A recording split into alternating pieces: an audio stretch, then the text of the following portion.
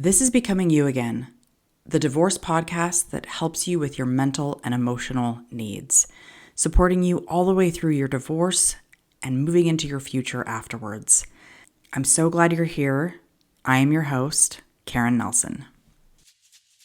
Welcome to Becoming You Again, the podcast to help you with your mental and emotional well-being during and after divorce. This is where you learn to overcome the grief and trauma of your divorce. We're going to do that by reconnecting with yourself, creating lasting emotional resilience, and living a truly independent life so that your life can be even better than when you were married. I'm your host, Karen Nelson.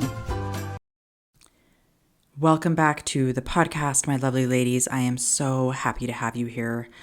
We are, if you're listening to this podcast when it drops, we are finishing out the end of the year, heading into the new year. And you might be in a place where you are feeling a lot of feelings, where you're having a lot of grief, where you might be recognizing that you have gone through some very hard, possibly even traumatic things as you are moving through your divorce. So in today's episode, I am giving you a throwback to an episode where I talk about healing from the trauma of your divorce. This is such a powerful thing for you to understand in your own healing process, because divorce trauma is real. When you are in it, you feel trapped sometimes by your past, what you once had. You continue to get triggered over and over by photos, memories, texts from your ex, maybe even your kids and their own personalities. You might also feel paralyzed when you think about your future, about what you're missing out on, about how you can possibly move forward alone as a single mom. Maybe you're worried about having less income or how that income or your finances is going to affect your future. And you're feeling very paralyzed by the uncertainty of what will be. And then people are just like, just trust yourself. Just figure it out. You're going to be fine. It's going to be okay. People will tell you to learn to love yourself or reconnect with yourself. But when you go through trauma, like divorce, there is a disconnect from yourself. And knowing how to trust yourself, knowing and having a certainty that things are going to be okay, and maybe even knowing how to love yourself seems completely impossible, because those things have not been things that you have been doing for yourself in many, many years. But healing from your trauma, that is where the magic happens. That is where you learn to return to yourself, to reconnect with yourself. In this throwback episode, I am going to teach you the 4 basic steps to healing from the trauma of your divorce so that you can show up in your life with curiosity, with openness, with trust, with acceptance, with love. And you know what's going to happen? You are not going to feel stuck anymore. You aren't going to be as easily triggered over things. And you are going to be able to make decisions to help you move forward in a way that is best for you. I hope you enjoy this episode. I promise you, these are the 4 steps that I take all of my clients through. These are the 4 steps that I have used on myself for my own healing, and they can help you too. So without further ado, enjoy the episode. Hello, my lovely listeners. How are you all doing? I am actually getting over about being sick for probably about 2 weeks. I guess it was a little bit less than 2 weeks, but almost 2 weeks. It felt like forever, if I'm being real. But I am finally starting to feel better, and I am so grateful for that.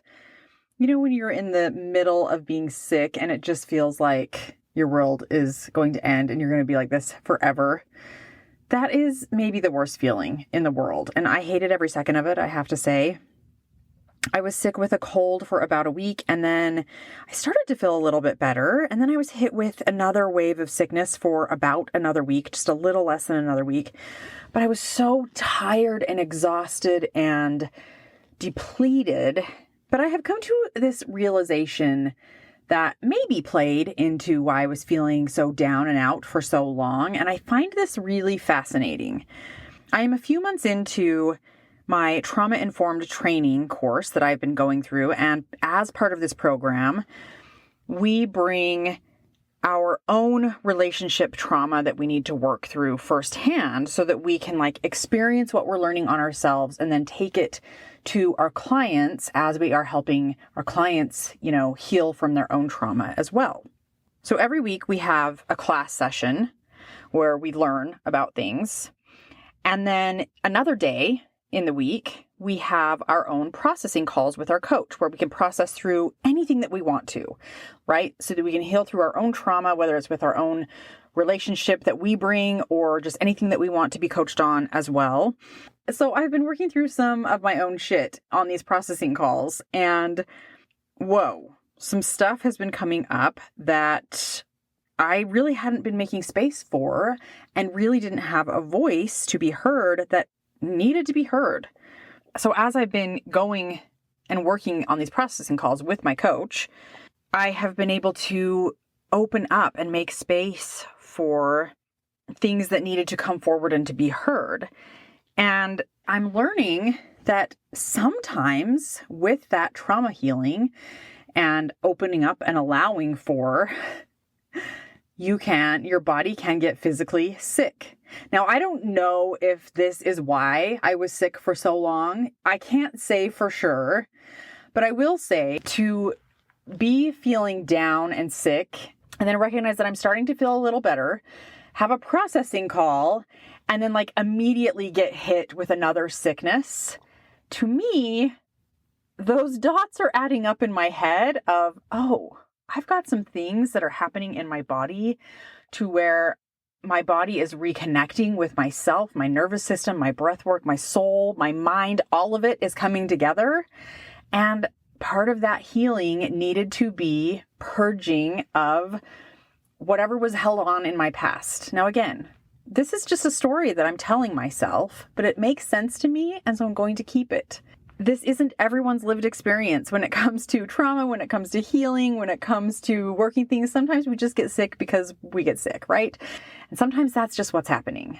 But other times I think there is also an underlying layer that is making us sick. And I think in my case, that is what was happening. And it's why I was, kind of sick for longer than usual.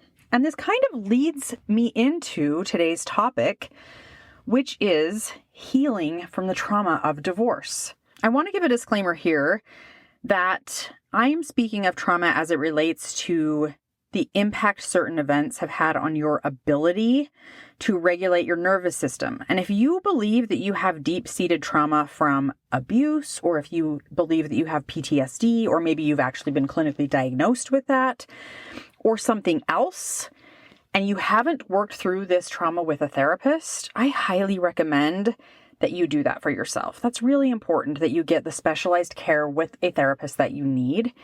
What I'm going to be teaching you about trauma, of course, can be used in conjunction with specialized trauma therapy, and it can also help anyone who wants to learn to heal from their own trauma that isn't so deep-seated or isn't PTSD, right? And just to get better at self-regulating your emotional response and regulating your nervous system, because that's really what it comes down to. So what is trauma? The definition that I find most useful of what trauma is from Bessel van der Kolk, who is a psychiatrist who focuses primarily on trauma healing. And he says in his book, The Body Keeps the Score, that, quote, trauma is specifically an event that overwhelms the central nervous system, altering the way we process and recall memories.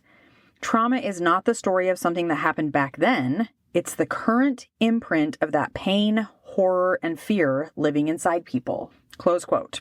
So I think what's really interesting about that definition by van der Kolk is that when we think about something that happened in the past that is traumatic to us, that was a traumatic experience, that we are defining for ourselves as trauma, or maybe we don't even recognize it as trauma yet, but it does affect our nervous system in a way that takes us back to that feeling that we had when that experience occurred.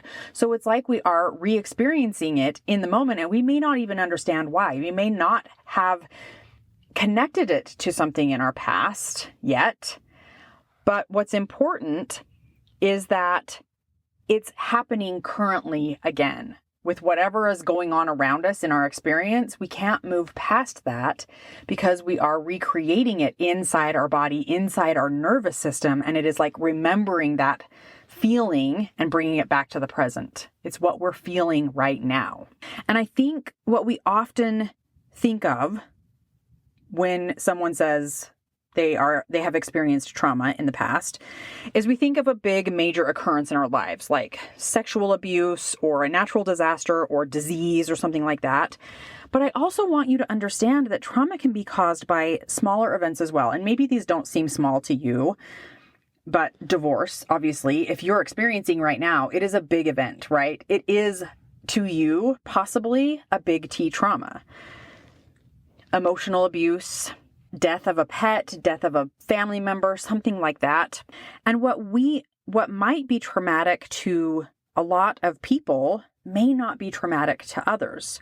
So when it comes to trauma healing, it's coming to an understanding of you and your experience in relation to your nervous system, your mind, and your body. Just because someone else wouldn't define their experience as traumatic, that doesn't mean that it discounts your experience, and vice versa. So essentially, we experience trauma, which then creates a disconnect from ourself. And then when we are able to heal from trauma, it's almost like we are returning to ourself. We are able to reconnect our mind, body, and breath. We reconnect to our intuition, to trusting ourselves, and to feeling more whole. When we feel trapped in trauma, and often, like I said, we may not even recognize that we have experienced something traumatic. We may not even recognize what's happening. But what's really going on is our nervous system is being triggered over and over again. And it can feel very difficult to move forward in our lives when this is happening. Because what's going on is we stay locked in past belief systems, but then we're paralyzed by a fear of what the future might hold. And this can be especially true for women who are going through divorce. Like if we think about belief systems when it comes to marriage and family, right? We might be blocked and locked in a belief system of what family is supposed to mean, what family is supposed to look like. We may be locked in a belief system about being more worthy if you're in a relationship, and a divorce means that you're less worthy. We may be locked in a belief system about the capability to be an effective mother while providing for the family, while leaving the home to work, while having a job, any of those kinds of things, or something else. And so staying locked in the past by these belief systems that we've latched onto at some point in our life, and then being paralyzed by what the future might hold because we can't let go of these past belief systems, but also because we don't know what the future is going to hold. That is a very scary place to be. And so when we can heal from our trauma, we can let go of the past and start to dismantle those belief systems, and we can open ourselves up to the possibility of what the future might hold. And what's most important about this is we really reconnect to what's going on in the present and opening ourselves up to what is. And the goal for some, when it comes to healing from trauma, may be just regulating their nervous system, getting out of that flight, fright, or freeze mode, right? That way they're no longer going to feel trapped in the past or paralyzed by the future. And they're going to be able to focus on the present and the here and now, and be full of curiosity and openness and acceptance and love of what is, of what's going on right now. When I'm working with my clients, there are 4 basic steps that we take when it comes to healing from trauma. Those 4 steps are establish safety, emotional management, observe and deconstruct core beliefs, and shifting into repetitive corrective experiences. Now, when I'm working with my clients, we don't always go in this order. I don't even usually say these 4 steps to my clients like, okay, today we are going to establish safety. And then the next time we are going to work on emotional management. And then we're going to observe and deconstruct core beliefs. Like, I don't lay it out like that to my clients. We just really sit down and talk and understand what it feels like to be safe, how to process through emotions, talk about the core beliefs that they might be holding on to that are holding them back, that are keeping them stuck, and then shifting into these repetitive corrective experiences through how they're living their life and what's showing up for them, and then correcting as we go. And so they don't always even go in that order, but for sure, in my opinion, the number one most important thing when it comes to healing from any kind of trauma, and I work on this with my clients first thing, and then we always seem to go back to it over and over again because I find it to be so important, and that is establishing safety. And so I want to talk about each of these just very briefly, kind of give you a quick description of what each one really entails so that you have a better understanding of how these 4 steps, when they come together, really create a sense of healing from your trauma as you're able to work through and implement each one of them into your life. So safety, like I said, I believe that is the most important thing. It's the most important thing that you can do when it comes to regulating your nervous system. It's the most important thing that you can do when it comes to reconnecting yourself with you. And to me, this is why establishing safety is always number 1. Now, of course, I'm talking about physical safety, but I'm also talking about safety as like your emotional safety, how you feel in your body, and being able to recreate that for yourself in moments. And the reason why is no real learning or real growth or evolution of yourself will occur until safety is created. When your nervous system is constantly being bombarded and is constantly dysregulated, it is very difficult to move forward. It is very difficult to trust yourself. It is very difficult to tap into your intuition. Doesn't mean you can't do those things. Of course you can. But it is much harder to do when your nervous system is dysregulated, is constantly being bombarded. But when you feel safe and your nervous system feels calm and peaceful and in alignment, you are able to step out of the flight, fight, or freeze mode and make decisions from a clear headspace, and make decisions from within your intuition rather than from fear or urgency. That is why safety is so important in my book. Emotional regulation, which is one of the other steps that I mentioned, this goes right along with creating safety, of course. But when I'm talking about emotional regulation, it's more about learning to process through your emotions. It's about observing what's happening in your body, opening up to it, and then really allowing yourself to process through the emotions. Learning to allow yourself to feel whatever it is that you're feeling and not being afraid of it, not thinking that you don't know how to handle it. Emotional regulation isn't something that we are usually taught. I talk about this a lot on this podcast because I think it's really, really important. And it is one of the things that, in my opinion, is the least talked about when it comes to emotions, but the most important. Usually, what's very natural for us and what we are often taught to do when it comes to emotions is to avoid them, to resist them, to react to them, instead of learning to open up to them, process through them, accept them.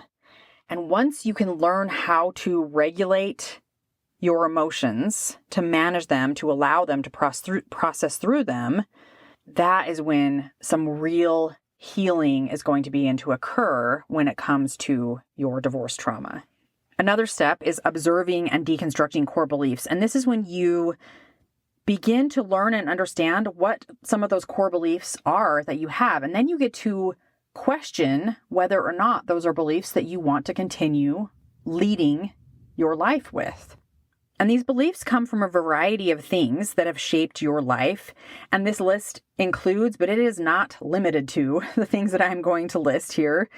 And these include your family, school, religion, leaders, cultures, society, movies, TV, social media, books, so many other things that have lent to and shaped your core beliefs. And some of them are serving you and some of them are not. And many of them you may not even realize are holding you back, are creating trauma, are keeping you stuck and unable to move forward in your life. And then once you start to observe them and deconstruct them, that's when you're able to shift into repetitive corrective experiences. That means that you are learning new tools and you are implementing those tools. You are learning new lessons and you are implementing the things that you're learning into your life, which is demonstrating shifts in who you are, in how you show up, in how you make decisions, in trusting yourself. And continuing to do all of this over and over and over again repetitively in creating a new life for yourself, in creating that healing that you want when it comes to you and your divorce. And so when you have all four of these things working simultaneously, this is when the magic of trauma healing occurs and you begin to feel whole again. You begin to feel interconnected with yourself again as a divorced woman. And if you're listening to this podcast and you're thinking, it's interesting because I do feel stuck in my past. I'm constantly thinking about the past and worrying about the past. And then thinking about the future, and it's terrifying and you have no idea of the uncertainty. It's so scary and you're stuck in these emotions that are keeping you in the past and the future. And you're so disconnected from what is actually happening right now. That might mean that you are experiencing trauma from your divorce. The first thing I want to tell you is nothing is wrong with you if this is happening to you. This is very common for divorced women to experience this and feel this way. Every single one of my clients feels this way. I felt this way. So nothing is wrong with you, number one. And number two, you don't have to figure out how to heal all by yourself, all alone. Of course, you have the steps. I just laid out the steps for you if you want to do it alone. But I want you to know you do not have to do it alone. There are so many people out there who are open and know how to guide you through this process. And all you need to do is be open to finding the person that resonates with you the most to help you through. And if you are open to having someone guide you through this healing process, I would be honored to be that guide for you. If you're curious about what this looks like, then I want to invite you to schedule your free 30-minute consult with me. I want you to come with your questions, find out what this might look like for you, figure out if I'm the right person for you. We'll have a conversation and you can just ask me basically whatever you want. You can share some of your experience with me if you want. I can guide you through some grief processing if that's what you feel like you need. Sometimes what we need most is someone who has been in our shoes and knows the path to take, and who will just be by our side every step of the way, guiding us and helping us.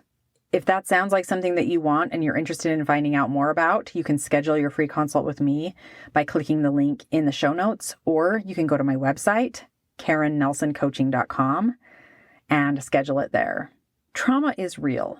And I would say the majority of women who are going through a divorce are holding on to some kind of trauma, whether they recognize it or not, that needs to be healed from. And it doesn't have to be scary, and it doesn't have to mean something is wrong with you. It can just be a part of your journey and a part of your process. And having someone to guide you through the steps and help you every step of the way may be exactly what you're looking for to help you as you go through this divorce journey. All right, my friends, thank you for listening. I love you for being here, and I will talk to you next week. Hi, friend. I'm so glad you're here and thanks for listening. I wanted to let you know that if you're wanting more, a way to make deeper, more lasting change, then working one-on-one with me as your coach may be exactly what you need. Together, we'll take everything you're learning in the podcast and implement it in your life with weekly coaching, real-life practice, and practical guidance. To learn more about how to work with me one-on-one, go to KarenNelsonCoaching.com. That's www.KarenNelsonCoaching.com. Thanks for listening. If this podcast agreed with you in any way, please take a minute to follow and give me a rating wherever you listen to podcasts. And for more details about how I can help you live an even better life than when you were married, make sure and check out the full show notes by clicking the link in the description.